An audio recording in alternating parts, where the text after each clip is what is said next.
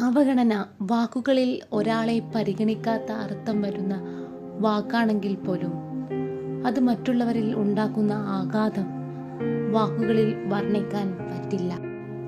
നമ്മുടെ വീട്, ജോലിസ്ഥലം, പൊതുയിടം, ഇങ്ങനെ എല്ലായിടത്തും നമുക്കറിയുന്നവർ നമ്മെ ചതിക്കാറുണ്ട്, പറ്റിപ്പിക്കപ്പെടാറുണ്ട്. ഇതിനെല്ലാം പുറമേ ഉണ്ടാകുന്ന മനോവിഷമമാണ് അവഗണന എന്നത്.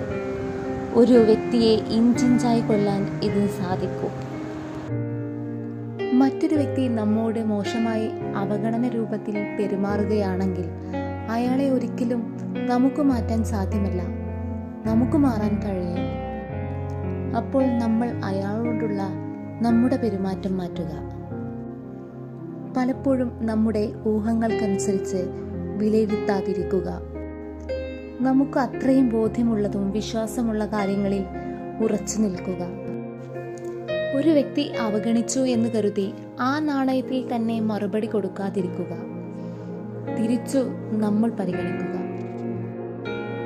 അപ്പോൾ അവഗണനയുടെ തീവ്രത കുറയുകയും അവരിൽ നിന്ന് നമ്മൾ വ്യത്യസ്തരാവുകയും ചെയ്യും.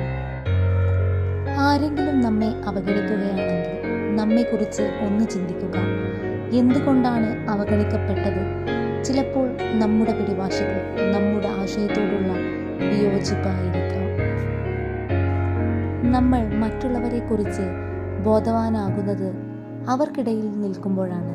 നമ്മൾ ഒറ്റയ്ക്കാകുന്ന സമയം നമ്മുടെ സന്തോഷങ്ങൾ കണ്ടെത്താൻ പറ്റും, നമ്മുടെ ആഗ്രഹത്തിന് പിന്നാലെ പോകാൻ കഴിയും. മറ്റൊരു വ്യക്തിയിൽ നിന്ന് സ്നേഹം കിട്ടണമെന്ന് വാശി പിടിക്കാൻ പാടില്ല. നമ്മൾ നമ്മുടെ സ്നേഹവും പരിഗണനയും കൊടുക്കുക. തീർച്ചയായും സ്നേഹവും പരിഗണനയും എവിടെ നിന്നെങ്കിലും തിരിച്ചു കിട്ടും. അതുകൊണ്ട് തന്നെ എല്ലാവരുടെയും ബന്ധം ഊഷ്മളമാകട്ടെ.